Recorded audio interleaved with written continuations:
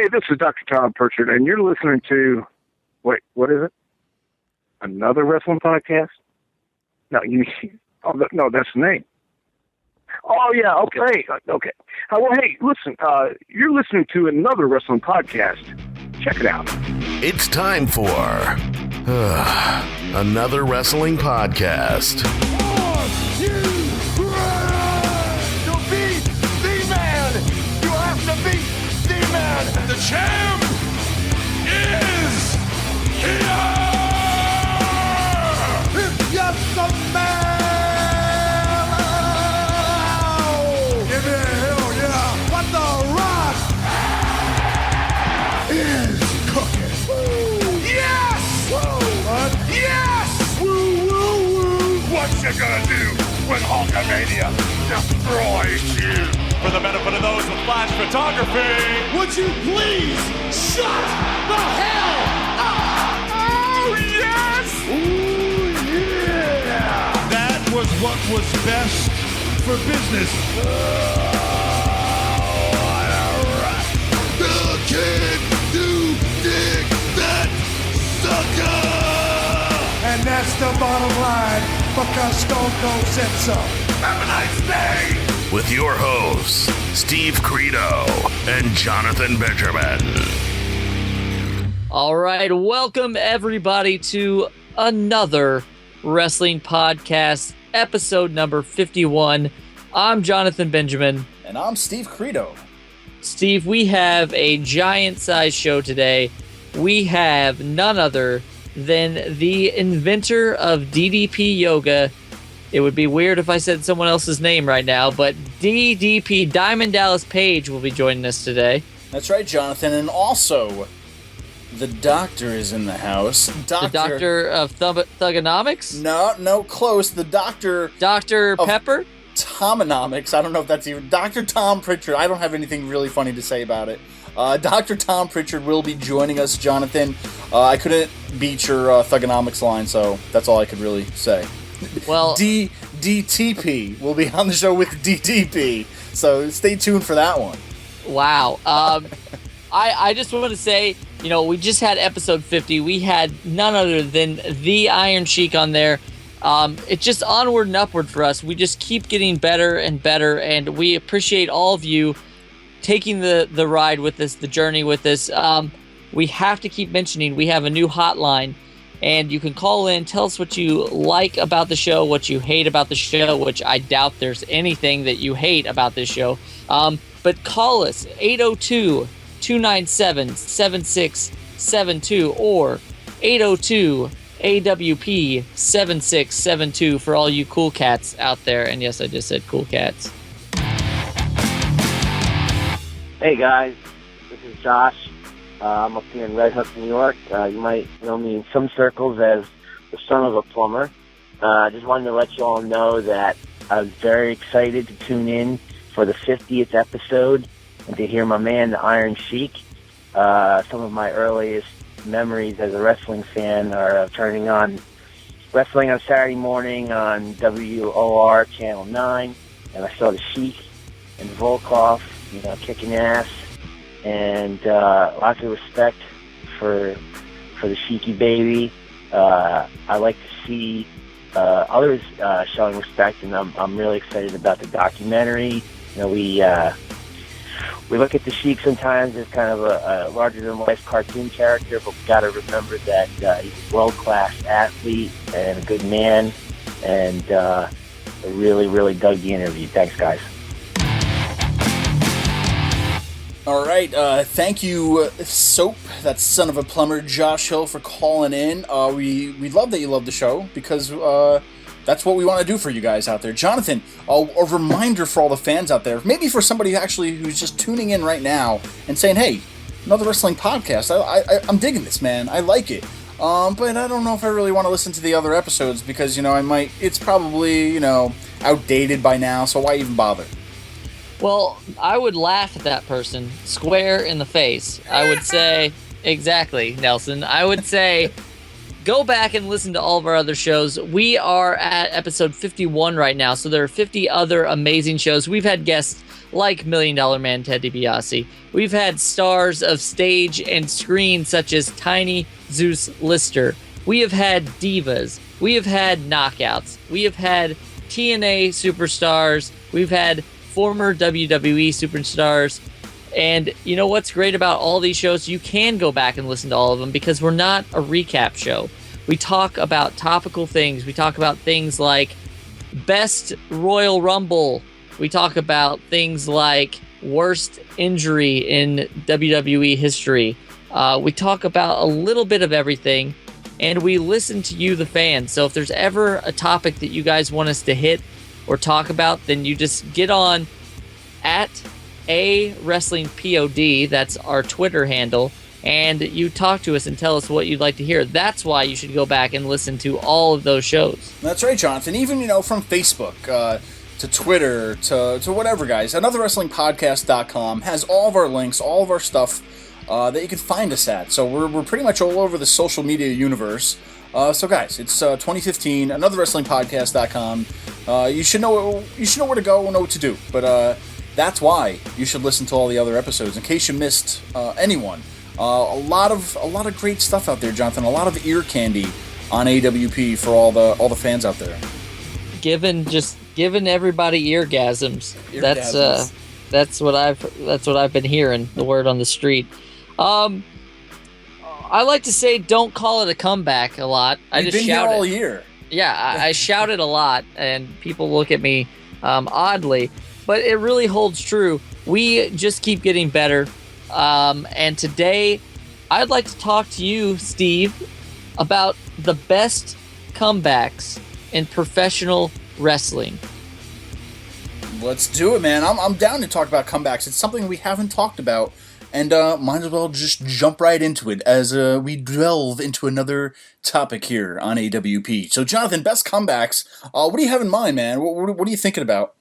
Well, I'm going to tell you right now, this is probably the best one, and maybe it's because I was there. It could be because it was just so unexpected or emotional, but back in 2007, John Cena got injured, and I'm pretty sure it was like a pectoral tear, and the doctors had anticipated him being out for a really long time. Fast forward to 2008, the first year that I was living in New York, I went to see the Royal Rumble, and I was there, got down to number 29, and I thought, Chavo Guerrero or somebody like that was going to come out at 30. Lo and behold, John Cena's music drops, and the entire place went nuts. And this is New York. Now, trust me, prior to the day, if his music would have came on in a video package or whatever, they would have booed him till no end. But John Cena comes back after a devastating injury. He must have just hit the ground running. They said, okay, you're injured. Here's the surgery. And he must have been lifting while he was yeah, right. under, because there's no way that he should have came back like that. That's right. And, whether you love him or especially if you hate him, you got to give the guy credit for, doing what he loves, and just being so passionate about the business. Because if I got injured at work, I'd milk that baby. You know what I mean? I'm not going back anytime soon. I'm taking disability. I'm collecting money, man. I'm gonna take that ride and sit on my ass at home. But give credit where credit is due. John Cena, winning the Royal Rumble that year. He was entrant number 13, and that the house, man, like you said, New York City, Madison Square Garden. The mark of marks are out there, and they don't like John Cena that much. But I'll tell you, you can go back and watch it. When he came out, there was a little bit of booing, but there was a lot of cheering because it was that big of a surprise. And I think that's what's great about being a pro wrestling fan is when they do these little surprises and, guys come back early from injury. And, John Cena was a prime example of this. And I mean, that's one of the greatest things about being a fan, right, Jonathan? All these little surprises. Yeah, I think that's their way of saying, listen, we hear you guys. We can't always do exactly what you want, but these are some of the things that we can do. And it was amazing. I was really happy to be there. It's great to see it now, go back and watch it on the network. And I think that it's definitely, if not the greatest comeback, at least top top 3. Definitely. Give me another comeback, Jonathan. What else could we talk about of the greatest comebacks? This next comeback was a very gruesome comeback. May 21st, 2001, Triple H on Raw. He was tag teaming with Stone Cold Steve Austin at the time, and they were the two-man power trip. Triple H tears his quad pretty much clean off the bone. Just unbelievable to watch, and continued to wrestle, which is what's crazy. That's it, man. It's the show must go on, and for these guys, once again, credit to all you guys. I mean, you're doing this. You don't have to keep going on, but you do, and he did. He was pretty much limping around for most of that match. I'm pretty sure, as facts state, that injury occurred when Triple H was trying to neutralize Jericho's submission move on Stone Cold, and instead, it left him hobbled. Triple H wouldn't end up wrestling until months later at the 2002 Royal Rumble event, where is this the greatest comeback, where he ended up becoming WWE's second ever undisputed champ. Jonathan, he left with his, tearing his quad. I know a lot of people joke about, he tore his quad, he tore this, he tore that, but I mean, that's, I haven't torn my quad, but I'm sure it's not the most pleasant thing in the world. And to even continue on with the match, Jonathan, that's insane. He could have just rolled out of the ring, you know what I mean? I tear my quad every morning getting up before I go to breakfast, so it's really not that big of a deal. But this guy over here. I appreciate that he.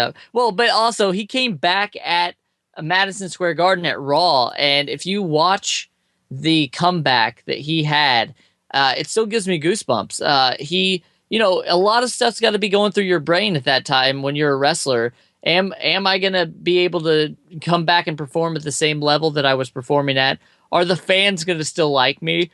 There's just so much that's going on right now. And then, to come back and to be really embraced by those fans, it's just got to mean the absolute world to them. So definitely. I mean, we talk a lot about wrestling, Jonathan. We talk a lot about things. And I mean, just these comebacks, a lot of these comebacks are great. But a lot of these, how they got injured, man, that's a whole new show, man. Probably the worst injuries. We'll have to do another one about that. But it's amazing because, I mean, like you said, if you get hurt at work, any Joe Schmo out there, whatever you're doing for a job, you get hurt at work, you're going to milk it, you're going to stay home. But these guys, man, they really love the business. They get hurt at work, as soon as they can, they're out there training just to return back to be on TV and whatnot, just because they love it.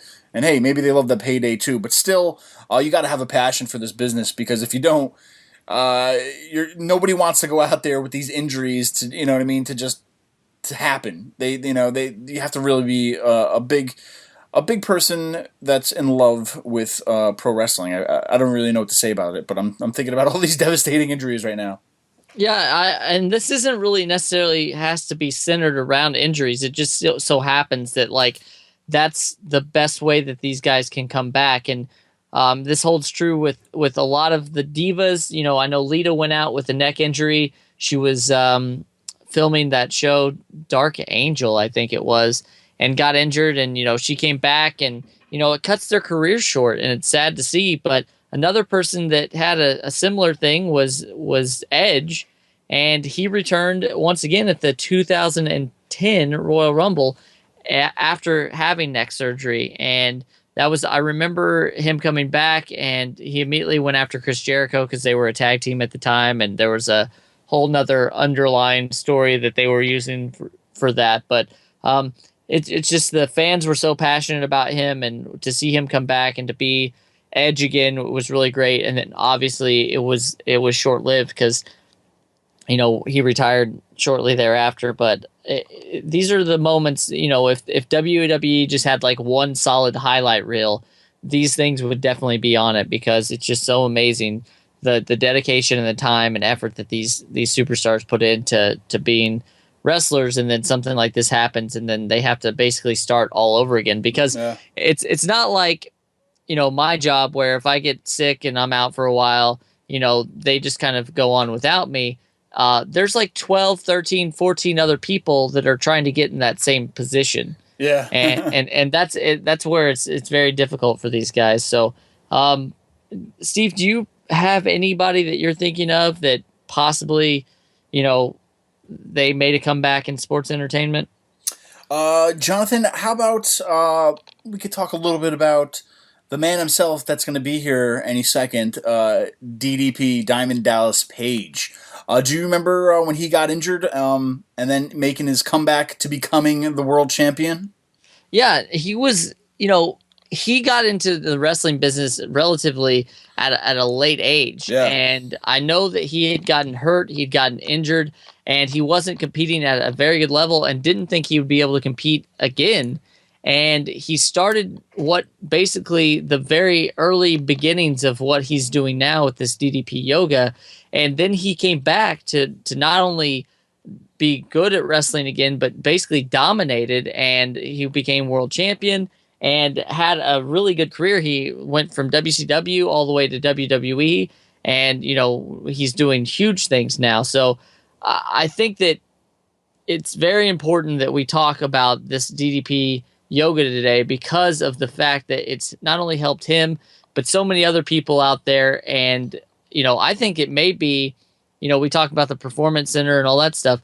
I think that they may be starting to use this for classes and stuff because it seems like a lot of people are getting good out of it. Yeah, definitely, Al. Before we get to a little bit more DDP Yoga, I mean, the greatest comebacks, best comebacks, DDP, I don't recall any other guy getting into the business at his age and being able to climb that tier and still be one of the top players in the business. You know what I mean? To where nowadays, if you came in there in your late 30s, and saying, hey, I want to be on TV, but I want to be a wrestler, they're just going to be like, no, we're not going to get anything out of you. You know what I mean? To where his story, his success story is, one of those diamonds in a rough to where, it's a rarity and you're probably never going to see it again, kind of.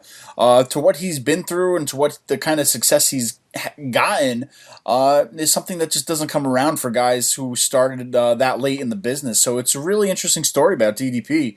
And I mean, guys, if you've been living under a rock for the past, few years by now, and you don't know anything about DDP Yoga, we're going to talk to the man himself right now. And for all you fans listening out there who don't know about DDP Yoga, or maybe, some of the benefits of it, let's talk to the man himself right now with Diamond Dallas Page. Self high five.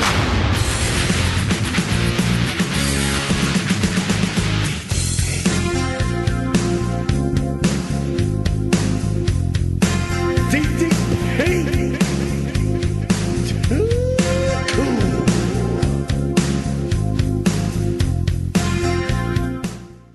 Now, we usually say that every show is our best, but today it's obvious because joining us on another wrestling podcast is a man who not only reinvented himself, but countless others along the way. He is a former 3-time WCW World Heavyweight Champion, as well as the inventor of DDP Yoga. It's our pleasure to welcome the one and only Diamond Dallas Page. How are you feeling these days? A guy who starts wrestling at 35, and my career did not take off until I was 40 years old. That was in 96. 1997 and 98, I was literally on top of the world. In 97 and 98, I was featured in 13 out of 24 main events or semi-main events. So I was living a rigorous schedule on top of flying out to LA all the time to do Hollywood Squares, Tonight Show. I did 7 appearances on the Tonight Show in a 2-month period, and trained Jay Leno to do the match that we did. I was just such a fever pitch of wearing my, candle at like 3 ends. I did 3 ends of the candle lit, if it's possible. And eventually my body went, and my back said, okay, you're done. I ruptured my L4 and L5 so badly that 3 different doctors said I would never wrestle again. Well, I just was offered, a multi-million-dollar 3-year deal, so there was like no way, I was not going to be able to go back. But, you got to do things that you really don't want to do. And I was in that position. I did not want to do yoga because I had this stigma that went along with it. It was just ignorance. But I also wasn't really into all the spiritual mumbo-jumbo. Not that there's anything wrong with that. I totally appreciate it today. I have plenty of my friends who teach that way. But it's just not my thing. And after I'd been doing this power yoga for about 3 weeks, I started to feel a significant difference. So at night, I started to mix the rehab that I was doing, because I've got rehab, both shoulder injuries, both knee injuries, and I mixed the rehab positions with the yoga positions. Like, wow, this flows pretty good. And then I started working old school calisthenics, push-ups, squats, crunches, and something I call dynamic resistance. And that's just like, isometrics meets isokinetics. It's flexing and engaging your muscles, which jacks your heart rate up. Mm-hmm. Well, in less than 3 months of doing this, I'm back in the ring. Like 3 of the top specialists in the world at 42 said my career's over. At 43, I'm the heavyweight champion of the world. So obviously I'm going to keep doing that and make it a part of my passion, my lifestyle. And as soon as I stopped wrestling, I completely stopped everything except for DDP Yoga. And I started to turn people onto it that wouldn't be caught dead doing yoga. Mm-hmm. And that, I believe, is the hook that, that makes it so accessible, because I have a lot of fun with it. And people catch it in my live workshops, or will be coming to the Performance Center here in Atlanta, Georgia. They're going to see it. They laugh. They have fun. And I make it, energetic, but at the same time, I want them to have a good time with it. Sure. Now, you've changed so many people's lives for the better with your positivity, with DDP Yoga. How rewarding is it to be able to, change people's lives? It puts a whole new perspective on life, because it happens once, and then it happens again, and then it happens again. And then all of a sudden you have hundreds and thousands of people that are like, thank you for saving my life type of thing. Like, I have a guy, we were leaving, over this period, this last 2 years, we've filmed the resurrection of Jake the Snake, and Scott Hall came into that. And, it's an amazing journey on film that we created this documentary, The Resurrection of Jake the Snake. And over that period, so many lives were changed. And we were leaving our first screening at Sundance Film Festival, not Sundance, but Slam Dance. The Slam Dance and Sundance are in Park City at the same time. And we were leaving our first screening, which was sold out, and a guy walks up to me. He's about 6'2", maybe 6'3", about 330 pounds. And he says to me, "Diamond, I love the workout. It's changing my life." He said, "I've lost 190 pounds in 8 months." And I thought, that's crazy number. Like, I don't believe that number coming in, Yeah. Like, anyone could say that to me. So my fiance Brenda goes, "Did you just say you lost 160 pounds in 10 months?" He said, "No, I lost 190 pounds in 8 months." Wow. And we have a site called Team DDP Yoga. And anybody can go there, teamddpyoga.com. Because I always say, don't listen to a word I say. Go talk to the people who are doing it. And I said to him, "Is there any chance?" Because when you invest in the DDP Yoga program, you're sent a link to Team DDP Yoga. And I said, "Is there any chance you signed up on Team DDP Yoga?" And he said, "Yes, I did." Now, I have 6 pictures that I want everyone to take, but a lot of people don't take them because they really don't think they're going to see any results, and they don't want to set themselves up to fail. But the reality is they set themselves up to succeed. So I said to him, "Is there any chance you took the 6 pictures?" He said, "Yes, I did." And he goes, "I wish I would have taken them the first day." He goes, "I took them 2 weeks later. There's already a monster difference." Yeah. He said, "This program has changed my life." Now, I'm hearing it, but I'm not totally believing it yet. So I go to the site, and 8 months ago, there is Jared Mollenkopf, and on day one, this is 8 months at the time, and I read his journal, and I see the goals that he set, and you can go back. You have to register at that time, and when you register, boom, the date's right there.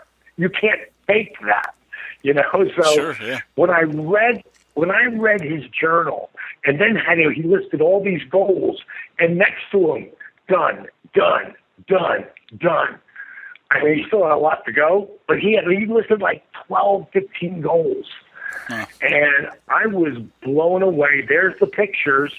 Day 1, 8 months. And I invited him to, after I saw this, I called him up and I invited him to a big party we were having up in for the Royal Rumble party. And, he had no idea I wasn't going to be there. I was going to show up on the tube, in the Royal Rumble. But it was a big thrill for him to come down there. He could actually meet Jake and Scott and spend time with everybody. Mm-hmm. He came to my workshop in Las Vegas.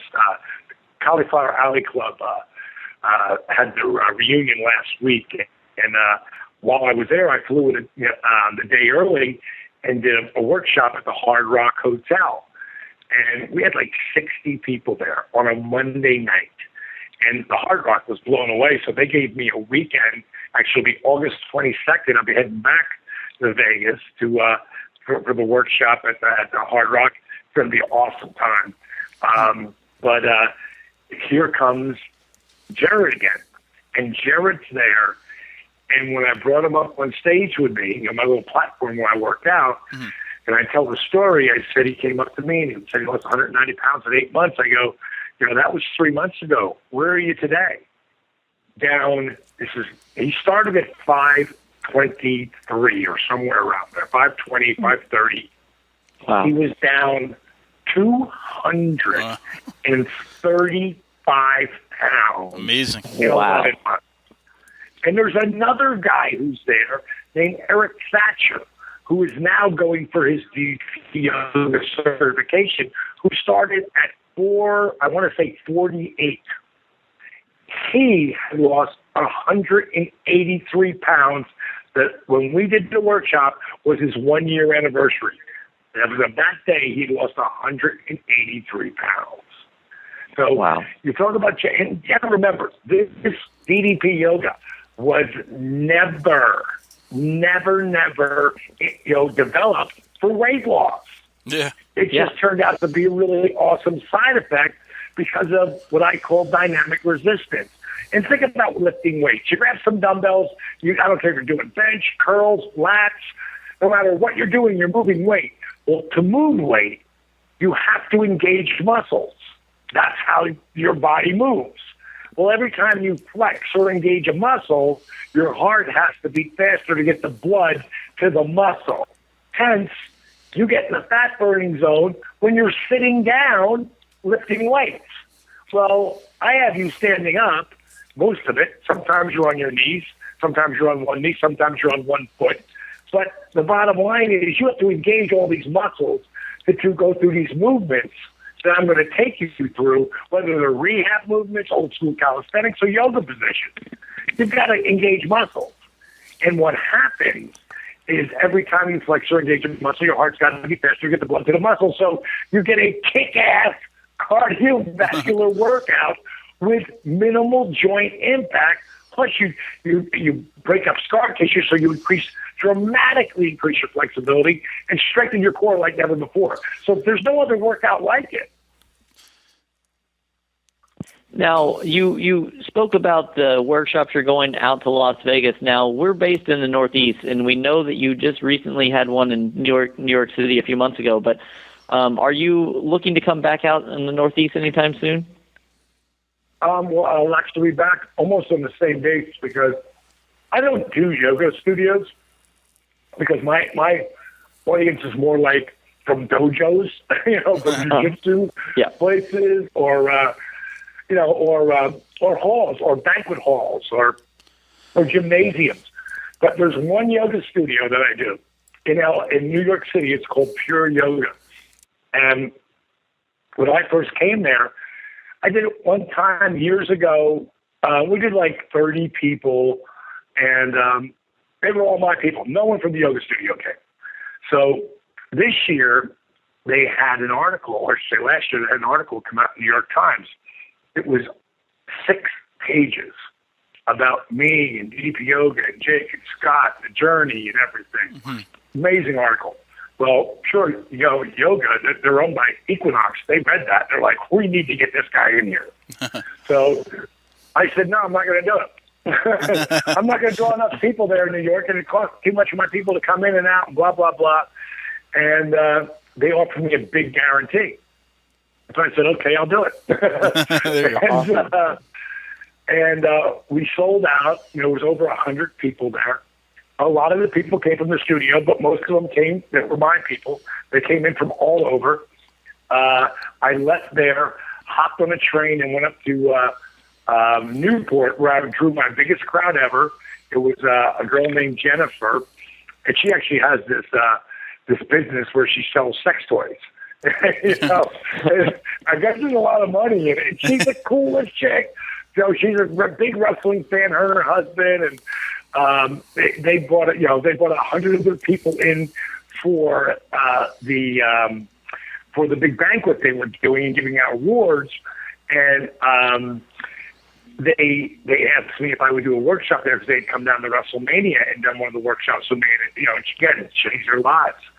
And she probably had about 40 or 50 people of her own that came to the workshop, but we did 151 people. Wow. At one time. And it isn't just a workout. Mm-hmm. A DDP Yoga workshop, it's more of a seminar type situation where they're all entitled the same thing. Inspiration meets perspiration. And I guarantee everyone, they're going to feel so jacked up leaving there. They're going to feel like they're going to run through a brick wall, and they're also going to sweat their ass off. But I do all the inspirational stuff first, and then I read that out throughout the day. And it's only set for 2.5 hours, maybe 3. But when I get a crowd that big, I'm going to be there for 5 hours, minimum of 4, because I'm not just going to do the introduction and inspiration. I get into really how to breathe. I do a whole thing on breathing. I do a whole thing on dynamic resistance, how to get your heart rate jacked up. I do a whole thing on breaking down the dime a dozen, and then we do a workout.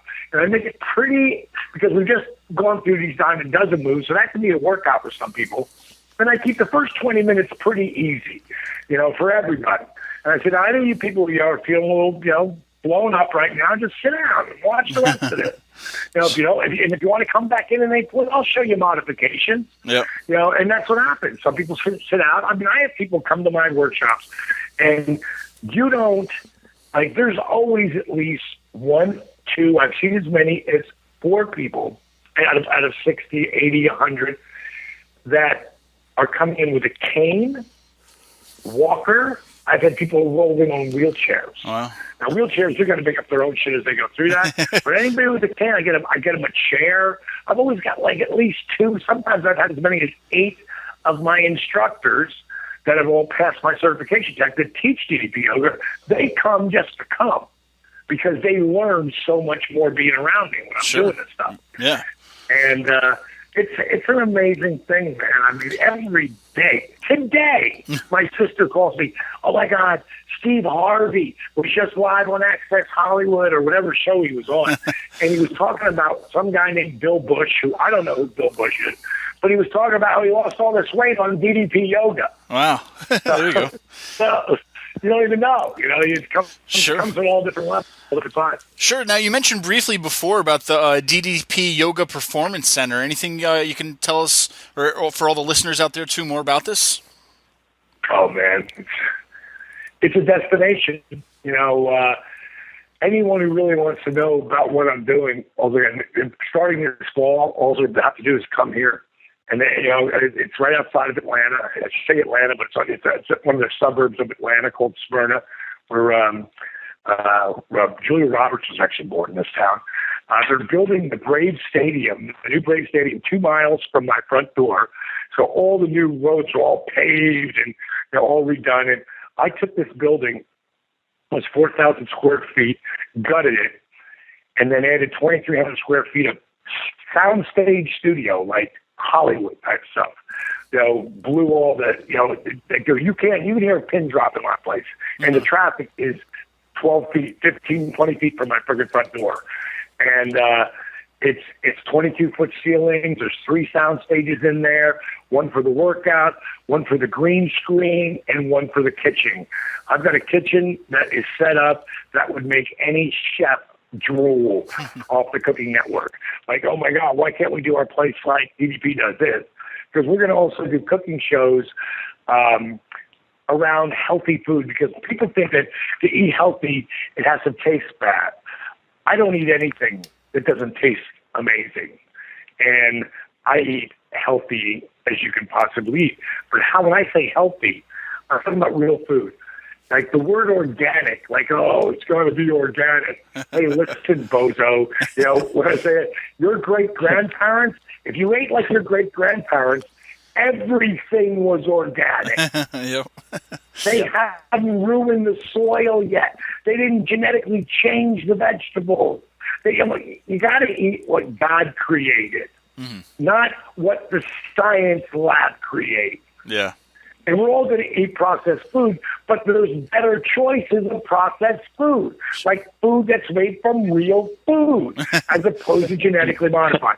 And that's all I do. I try to smart people up every day, and explain to them, like, what you're eating is shit. Sure. I know you think you're eating healthy, but everybody's going, oh God, this wheat and this gluten, this bad gluten. Like, first of all, you're a moron if you say that and you don't know what you're talking about. Because the wheat today, 99% of what wheat you eat in this country has been genetically changed.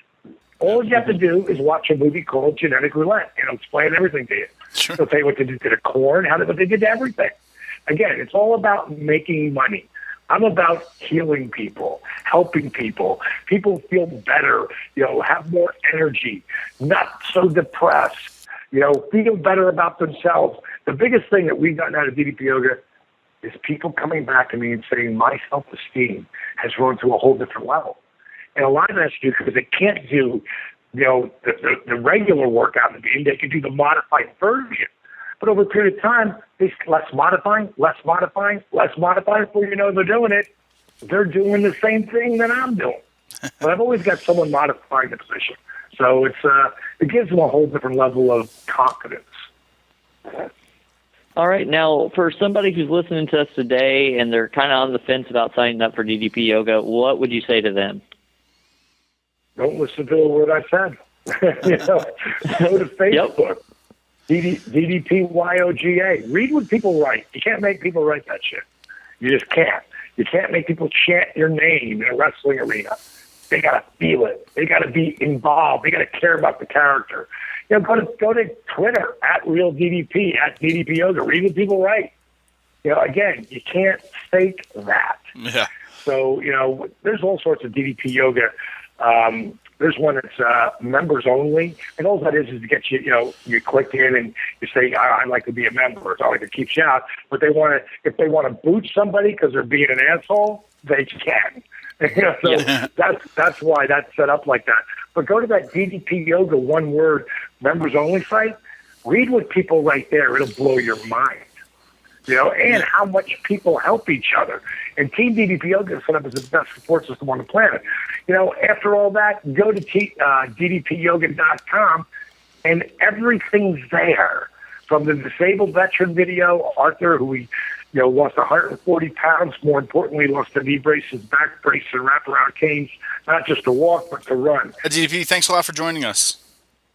My pleasure, Mike.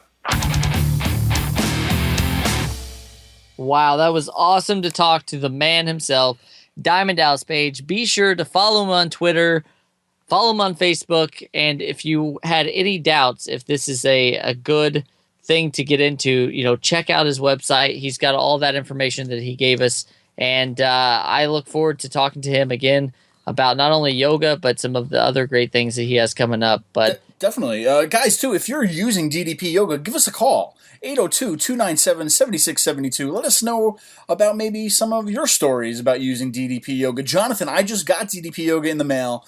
I'm going to get underway with it, and hopefully I will be 10 years younger in a few weeks, or just really hurting in a few weeks. But either way, I'm going to give it a try.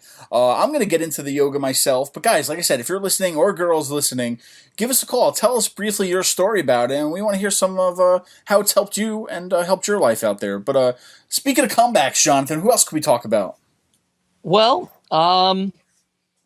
you know what? I think another amazing comeback was probably after Shawn Michaels kind of left WWE in 1998. Do you remember how this all started, or do you want a refresher? Yeah, you can give me a refresher. I think the one biggest thing that I remember is that, going into his match with Steve Austin, where Mike Tyson was the ref at WrestleMania, that was probably the last time we would ever see Shawn Michaels.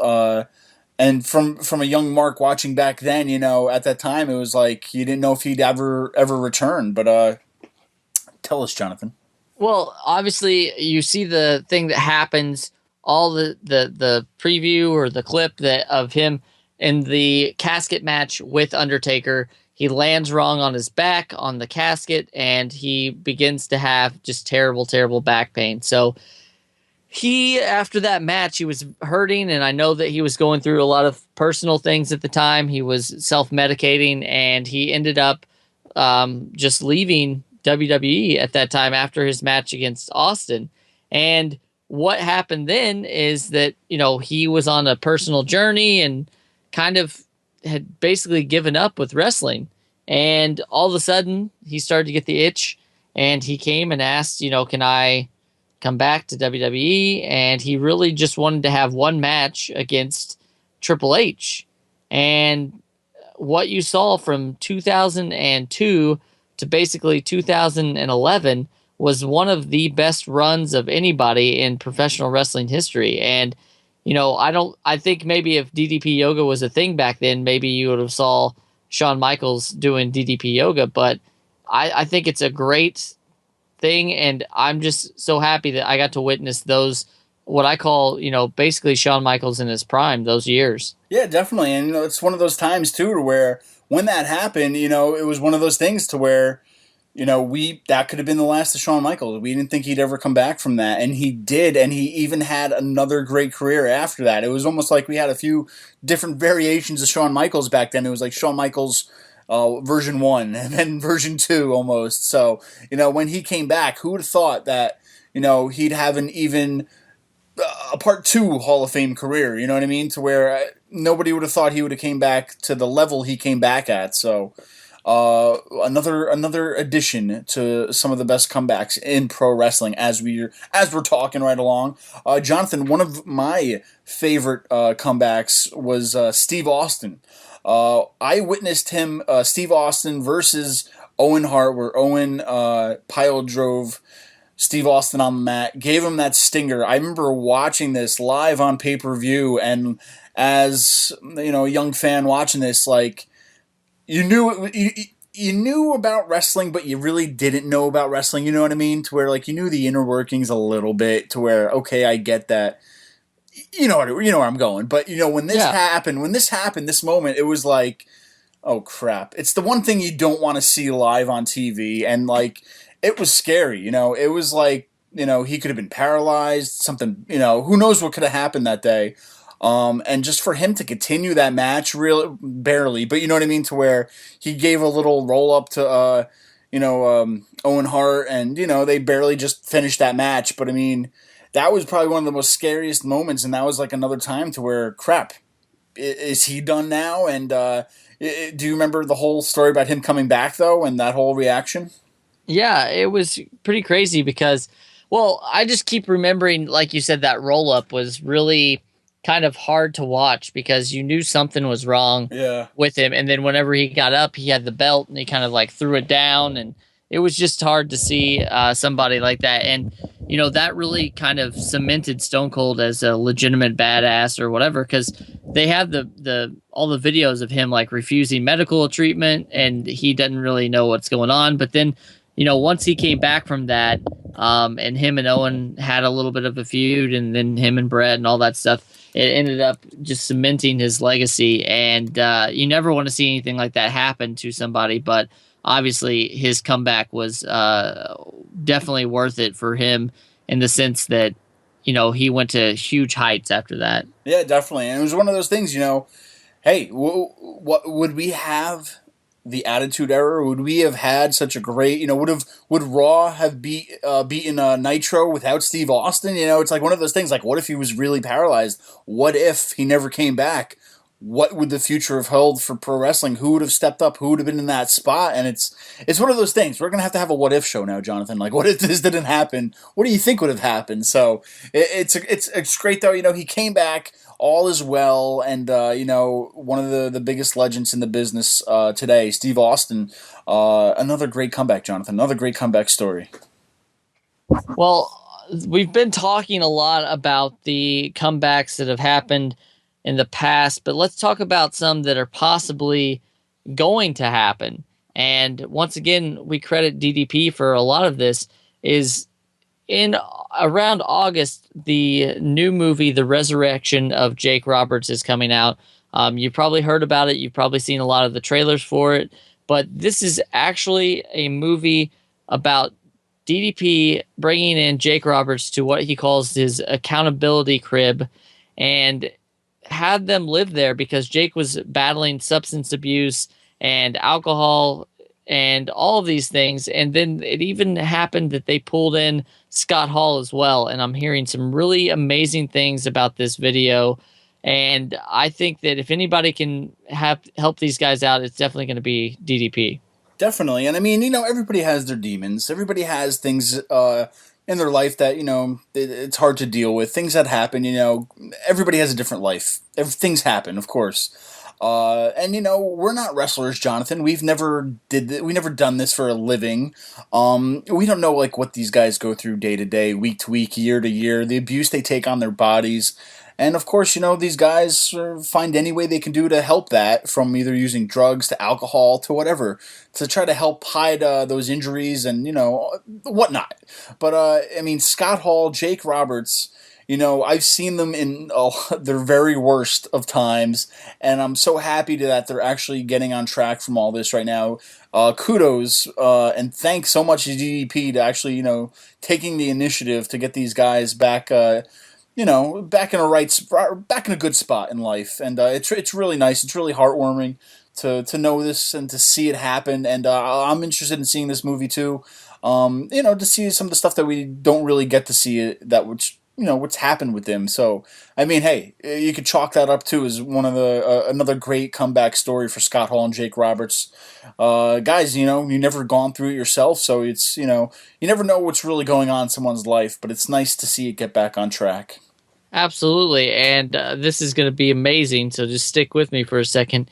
If Scott Hall and Jake Roberts hadn't went to see DDP, maybe they could have went to see a doctor. I see where you're going with this one. And joining us right now in the AWP studios is none other than Dr. Tom Prichard.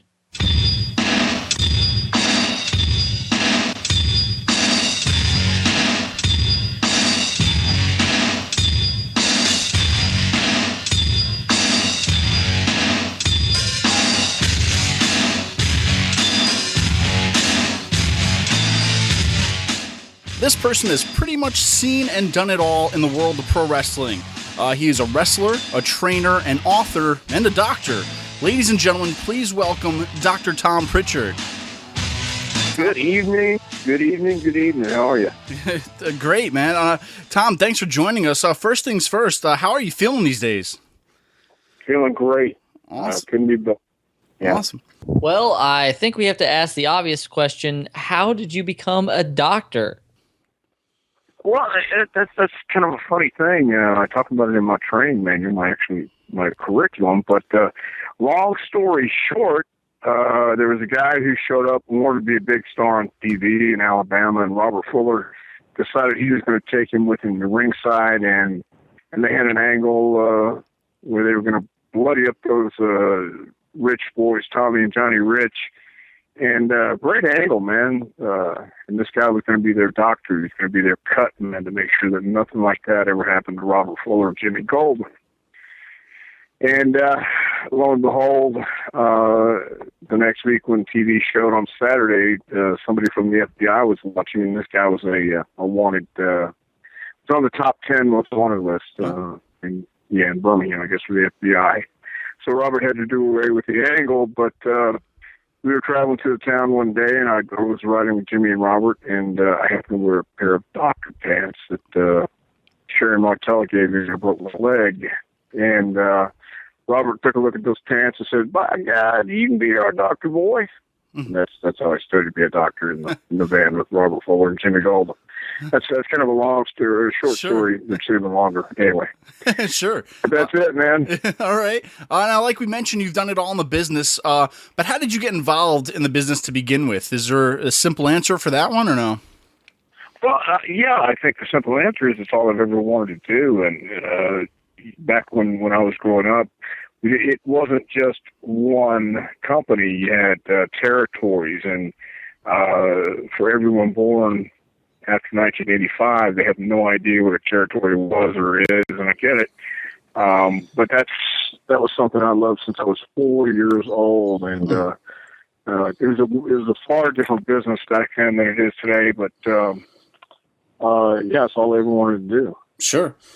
We recently had the Iron Sheik on the show. He was your trainer. What was the best thing that the Sheik taught you? Well, here's the deal, man. I trained with the Sheik, I think, 2 months. I was working in the office when I was 16 years old for Paul Bosch, the wrestling office in Houston. And there was a football player who wanted to try out wrestling. And every Friday afternoon, Gary Hart was the booker. He would stop by with some of the guys at the wrestling office, go to the show with Paul that night. We'd go to that night show in the afternoon. And so a football player wanted to learn how to wrestle, and the Sheik was in the territory at the time. Gary brought the Sheik with him, and Paul knew I wanted to wrestle, so he said, "You could go with him if you want." And I said, "Well, shit." And I always brought my gear in the back, in the trunk anyway. So I was ready, and I went down to the Coliseum with the Iron Sheik. His name was Muhammad Farouk at that time. And I can't remember the football player's name to save my life because he lasted 2 weeks and he was gone. So, yeah, I mean, I got to tell you, man, the Sheik didn't smarten me up. He didn't smarten any of us up, or any of us. It was just 2 of us. But he, I think what he taught me was just getting in there with me was the best thing he could do with me, and showing me that he could have his way with me if he wanted to. Like that, make me humble. But he didn't. I mean, he slapped the shit out of me, but other than that, it was all right. Sure. Now, you broke in during a time that is very different than today. What are some of the biggest differences you see between wrestling then versus maybe wrestling now? Well, you have to evolve, obviously, and back then there was maybe 3 or 4 at the very most channels on TV, and I know that sounds really, really in the back ages and dark ages, and it is obviously compared to today. We didn't have any internet, we didn't have any cable TV. Excuse me. So that's why most of the Saturday morning and Sunday morning wrestling shows drew so well, because you had either cartoons or wrestling on Saturday, or you had the political shows on Sunday. And as a kid, what do you think we're going to watch?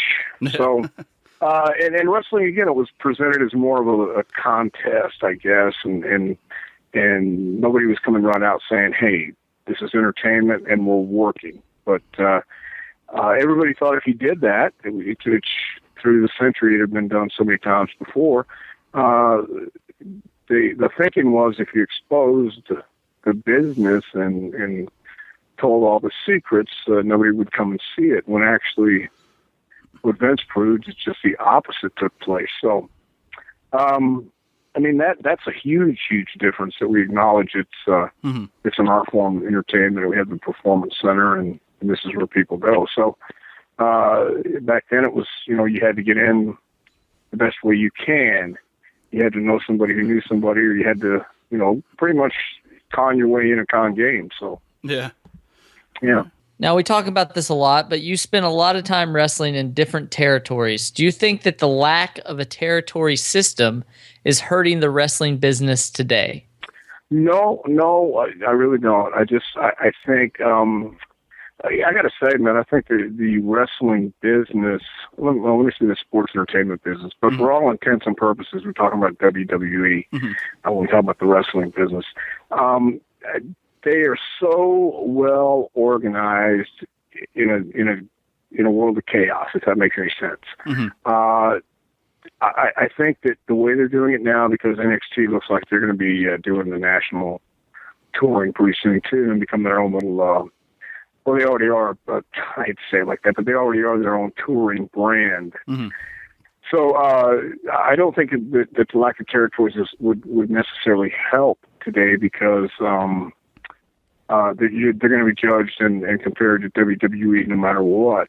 And I just think that what hurts is the fact that these guys don't have anywhere. It's just not feasible. It's just not the way things are done today. They don't have anywhere to go like in a territory where you can learn from different guys. The way you can learn from different guys now is having different coaches and different opponents in Orlando. So that wasn't around when I was coming up. Sure. Now, in many people's eyes, the WWE is the top of the mountaintop. You made it there competing in several different capacities. What did you learn most while being in the WWE? It's what you have to learn in life, I think, and I learned that you can't sit back and let things just kind of pass you by, and you can't just take every suggestion that comes your way. You might want to question it, if not in your mind. Question whoever presented that suggestion or idea to you. I learned that probably too late, but at the same time, I was in a different place in my life. But now, it's a chess game, and you're dealing with some pretty heavy players. Sure. So. Now, obviously, you underwent a huge transformation as one half of the Bodydonnas. What were your true thoughts on being a Bodydonna? Horrible. I hated it. It was a drizzling shit. I love Chris Candido, but the gimmick was horrible. It was just, nobody felt it, man. I was just, like I said, in a different place in my life, and it just was not. Yeah. Didn't have the basis or foundation, let me say that, to argue or to suggest anything else. I was just in a place of like, hey, it's a job, let me do it, let me get in here, and this is what I love to do, but God, this gimmick sucks. Sure. If we cared that much, we would have done something about it, but obviously we didn't. So. Sure. So it was one of those things that, maybe sounded good on paper, but when you actually did it, maybe... No. It didn't even sound good on paper. I said, hey, how would you like to cut your hair, dye it blonde, and have a crew cut? And I said, absolutely not. I said, oh, okay, bye. And then I thought, well, wait a minute, what's the alternative? Going somewhere else or trying to work these indies? Hell no. So, all right. Yeah, it wasn't good. All right. Now, as your full-time wrestling career started to wind down, you began mentoring potential wrestlers. What personally did you get out of training the future stars of tomorrow? It was very rewarding and satisfying, especially when you have guys who were there and loved the business as I did, and or a lot of us did. To do this and do it well, you have to live it 24/7, and people don't understand that. And people also can say, hey, I'll sacrifice, I'll do anything. When it comes down to it, what you have to really do, people may balk at or take a step back and say, oh, I don't think I can do that. Well, that's anything. And I said this over and over, and this is something I heard when I was a kid. There's three kinds of people in this world: those who try, and when they don't make it, they say, well, at least I tried. Those who give it the best shot, and when they don't make it, well, at least I gave it my best shot. And then that third person says, whatever it takes, I'm going to be successful. But you have to understand that may involve whatever it takes. Nothing's off the table. So, I learned that. I knew that, but once again, you have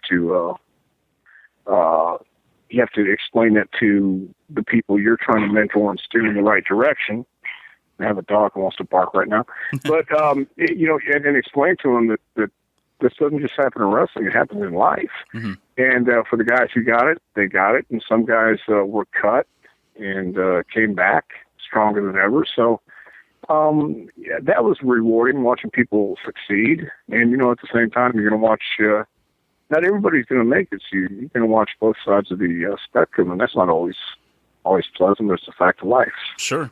Now, if you could tell a potential student maybe listening out there only one thing of a piece of advice, is there anything that strikes you of, you know, one piece of advice you want to give? Sure, man. And I don't think it's just one thing, but the main thing is whenever you go to a wrestling school or somewhere who says they can train you, do some background search, do some research, do some due diligence to find out where this guy's been, what he's done. Has he trained anyone before? How long does he say he's been around? Can you find him anywhere? Can you look him up and find him? Mm-hmm. His resume or what he's done?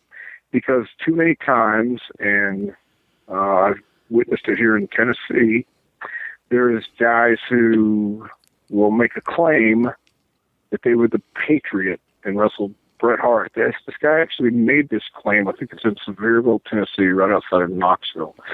And told one of these kids he was the Patriot who wrestled Bret Hart. And when the guy came to me a couple of years ago during the camp, and he told me this, he said, Del Wilkes doesn't live here. What's his name?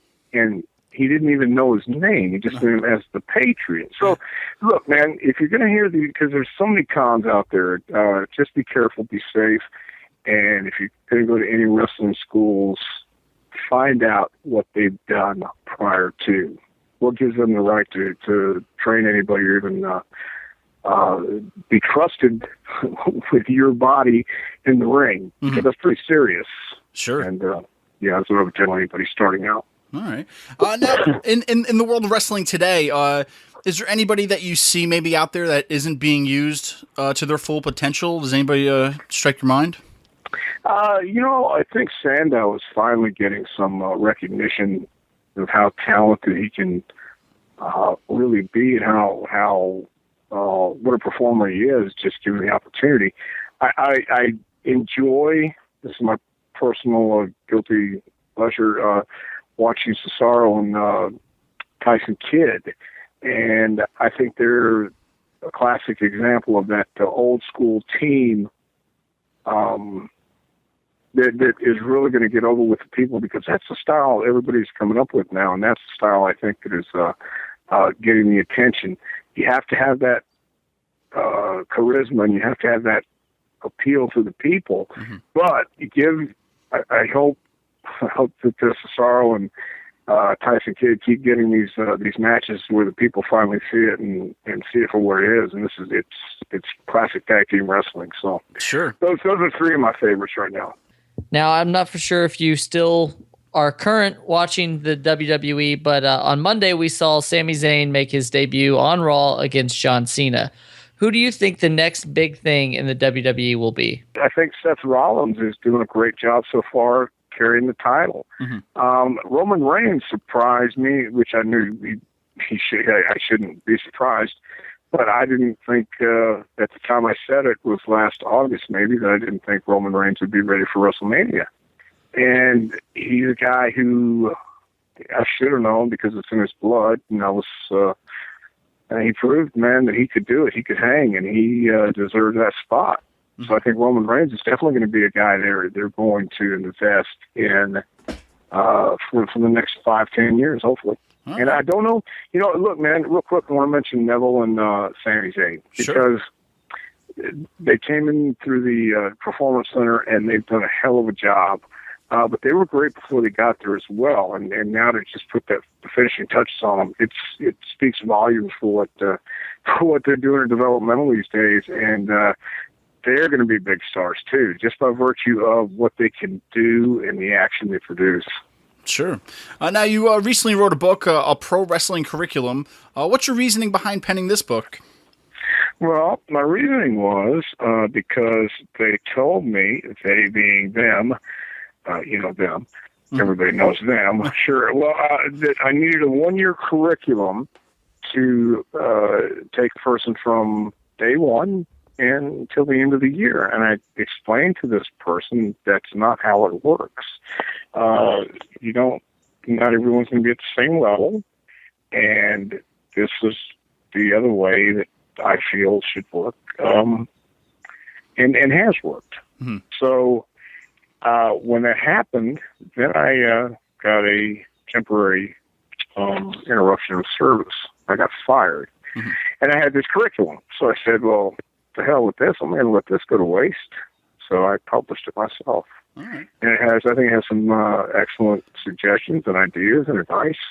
And it's, again, after being in WWE since I believe it was 93.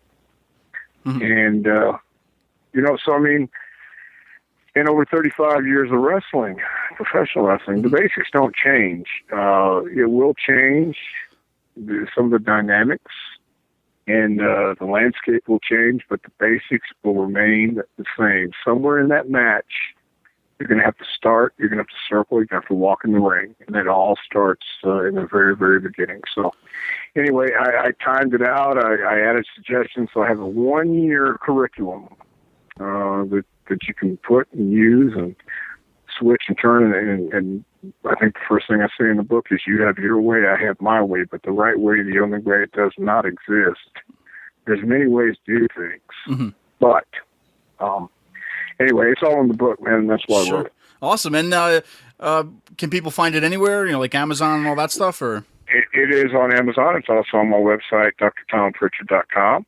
They can find it there. But, yeah, Amazon has it. And, pretty much anywhere. Just type it in. It'll come up.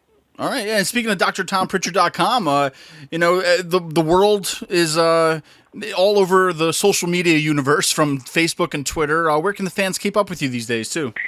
On Twitter at Dr. Tom Prichard and drtompritchard.com. And I was writing some blogs. I haven't wrote one in a little while.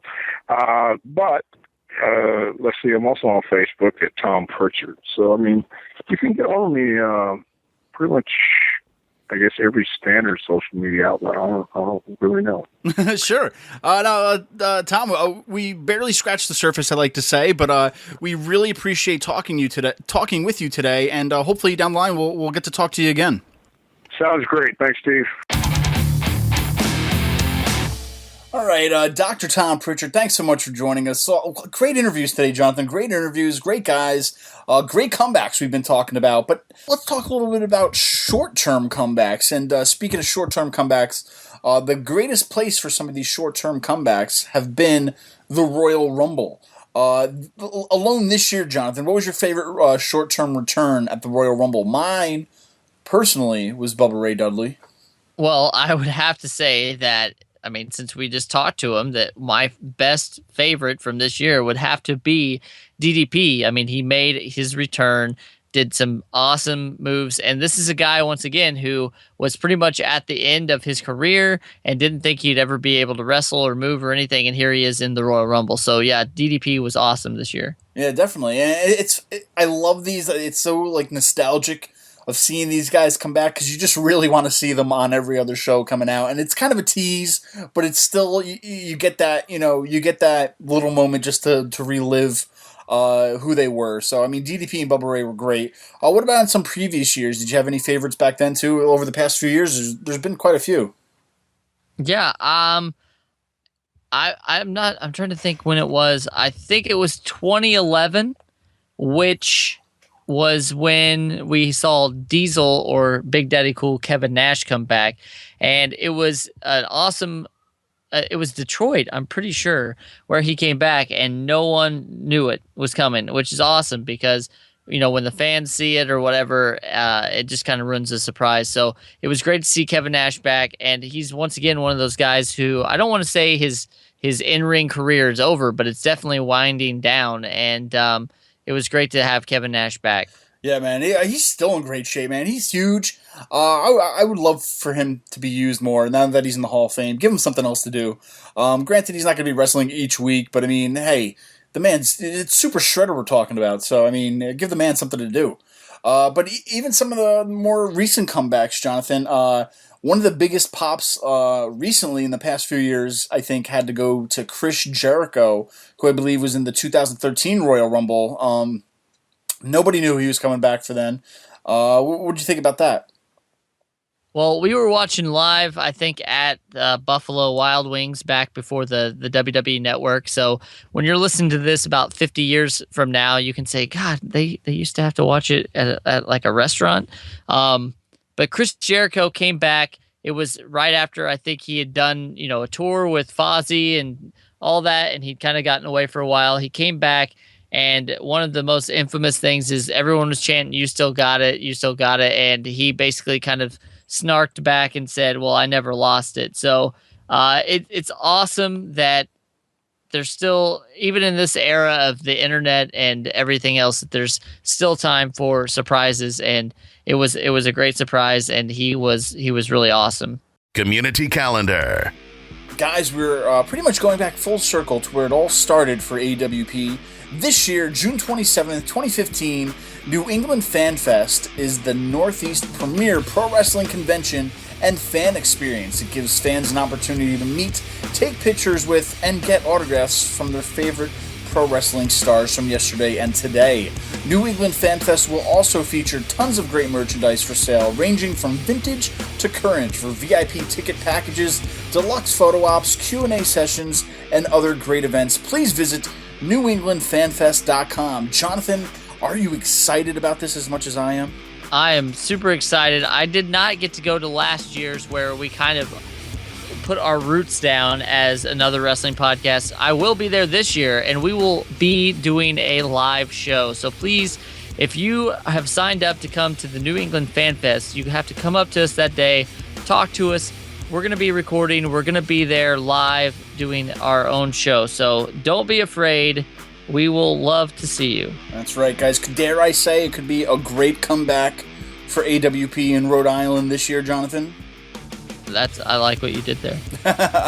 But guys, check them out, newenglandfanfest.com. All the information's on there. They're going to have bikini photo ops. They're going to have VIP dinners the night before. They're also having the New England Pro Wrestling Hall of Fame happening that night there. So guys, a lot of events happening. Don't miss it. Be there. It's a night you'll never forget. And Jonathan, speaking for everybody who listened this far into the show, maybe they want to find more about us out. How could they do this? Well, let's give them the links, shall we? Well, I'm going to just start out with the granddaddy of them all, the WrestleMania of our links. That is anotherwrestlingpodcast.com. If you don't take anything else away from this episode today, take that away. You will go on that website and you can find out any information that you want about us at anotherwrestlingpodcast.com.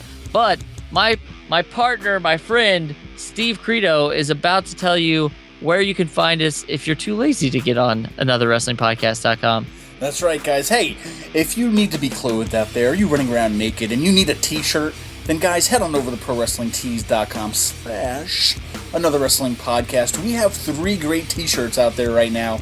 We're going to have some more in the very near future, so don't miss out. Head on over there right now, ProWrestlingTees.com, Another Wrestling /Another Wrestling Podcast. Pick one up today because it supports our show, and hey, we support you. So odds are, if you're listening to us right now, you already know this, but if you are new to us, you can find us on iTunes and on Stitcher. And while you're there, be sure to subscribe to us. In addition to iTunes and Stitcher, there's a lot of other radio stations out there, a lot of other things you can listen to us on. Follow us on TuneIn. Guys, if you have the app on your phone or just go on the website, you can follow us on there, follow all of our shows. Also, you can subscribe to us on Player FM. Depending on whatever you're using, guys, we're pretty much out there. If you can't get enough of us, and who could blame you, you should go over to YouTube and you can subscribe to us. YouTube.com/Another Wrestling Pod. Listen, we tried our hardest to have Another Wrestling Podcast, but they shortened it. It is YouTube.com/Another Wrestling Pod. Right now, we have an amazing exclusive for you with the man Nathan Barnett. He is amazing. While you're on there looking at ours, go and type in Keith and Barnett and find all the other things he's done. But stay tuned to us, people, because we have some amazing shows and YouTube exclusives heading your way. We want to thank you guys for listening today. Every week we create something for you to listen to, and it's absolutely free. We are the Wrestling Fans Podcast, because after all, we're fans also. Help us out by subscribing to our show on iTunes. While you're there, you can rate us and give us a good review. If you're looking for more AWP, then head on over to anotherwrestlingpodcast.com to find out more about upcoming guests and where we may pop up. Be sure to like us on Facebook, follow us on Twitter, Instagram, and buy an official AWP shirt from ProWrestlingTees.com. We couldn't do the show without you, so please tune in next week for Another Wrestling Podcast.